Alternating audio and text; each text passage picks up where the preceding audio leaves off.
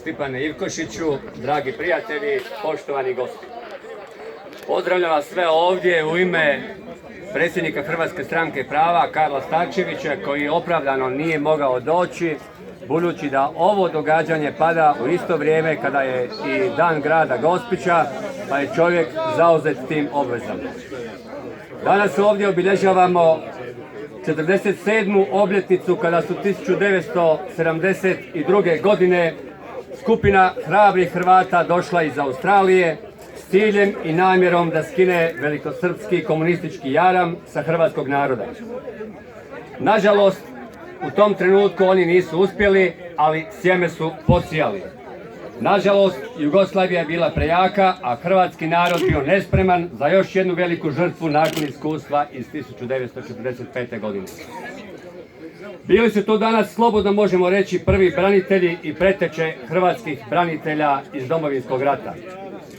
Oni bi danas, da nije nas, da nije našeg Stipana, od sljedbenika krvavog maršala bili proglašeni teroristima, ne zato što oni tako o njima misle, nego zato što na takav način žele održati komunističku supremaciju u Hrvatskoj, koja je na djelu bez obzira što mi mislili o tome.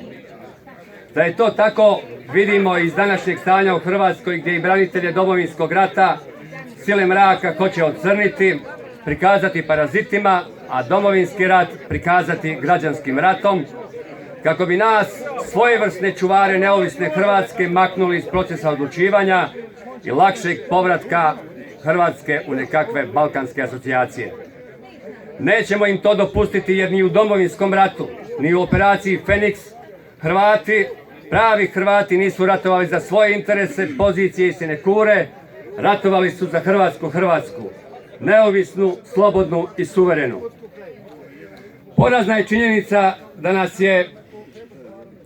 da smo obranjeno u ratu prepustili kojekakvim kriptokomunistima, kojima je Hrvatska samo sredstvo za osobne probitke i lagodan život na grbači hrvatskog naroda.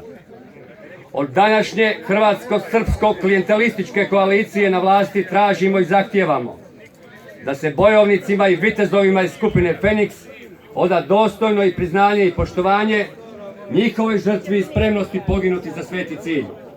Da im se da zadovoljština i moralna i simbolična. Oni su poginuli za Hrvatsku. Svak ko je poginuo za Hrvatsku mora dobiti zadovoljštinu od Hrvatske države. Tražimo utvrđivanje istine.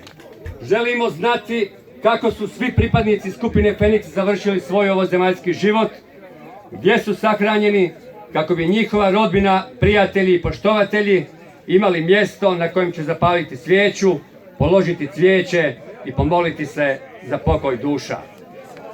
Bog i Hrvati, Hrvatska Hrvatom.